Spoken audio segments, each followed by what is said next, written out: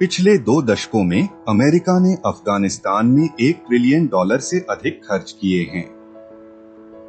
इसने अफगान सैनिकों और पुलिस को प्रशिक्षित किया और उन्हें आधुनिक उपकरण उपलब्ध कराए।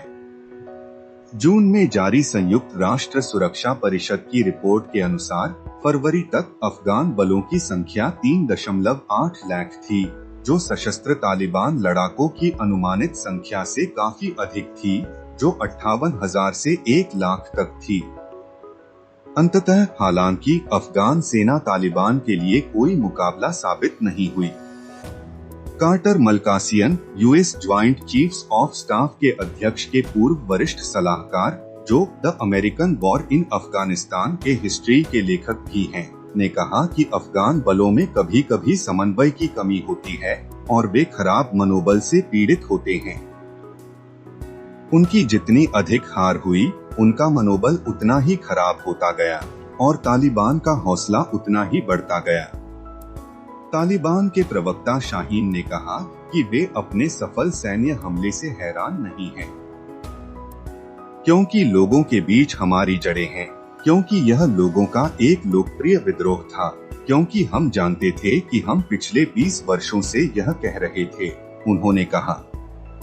इसलिए कोई हमारे खिलाफ नहीं गया और अब जब उन्होंने देखा तो चकित हो गए, क्योंकि उससे पहले तो उन्होंने विश्वास नहीं किया। क्या अमेरिका को पता था कि तालिबान वापस आ जाएगा? पिछले महीने ही बिडेन प्रशासन के वरिष्ठ अधिकारियों का मानना था कि काबुल में नागरिक सरकार गिरने में महीनों लग सकते हैं।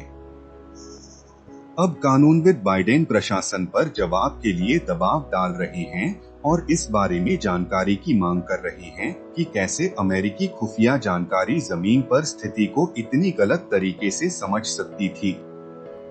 हाउस फॉरेन अफेयर्स कमेटी के शीर्ष रिपब्लिकन टेक्सास प्रतिनिधि माइकल मैककॉल ने स्थिति को महाकाव्य अनुपात की एक निरंतर आपदा कहा है, जबकि सीनेट अल्पसंख्यक नेता मिच मैककोनेल ने कहा कि सभी ने इसे आते देखा, राष्ट्रपति को छोड़कर, जो सार्वजनिक रूप से और कुछ हफ्ते पहले ही इन धमकियों को आत्मविश्वास से खारिज कर दिया।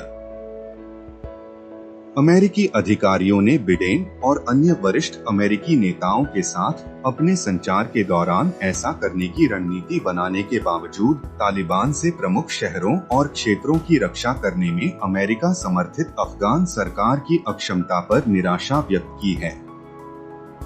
रक्षा सचिव लॉयड ऑस्टिन ने कहा, तालिबान को अफगान बलों से जिस प्रतिरोध का सामना करना पड़ा, वह बेहद चिंताजनक है। उनके पास सभी फायदे थे, उनके पास हमारे गठबंधन बलों, एक आधुनिक वायुसेना, अच्छे उपकरण और हथियारों से 20 साल का प्रशिक्षण था, उन्होंने कहा। कॉल पर सूत्रों के मुताबिक जहां उन्होंने टिप्पणी की थी, लेकिन आप आत्मविश्वास खरीद नहीं सकते और आप नेतृत्व नहीं खरीद सकते। और इस स्थिति में वास्तव में यही कमी थी।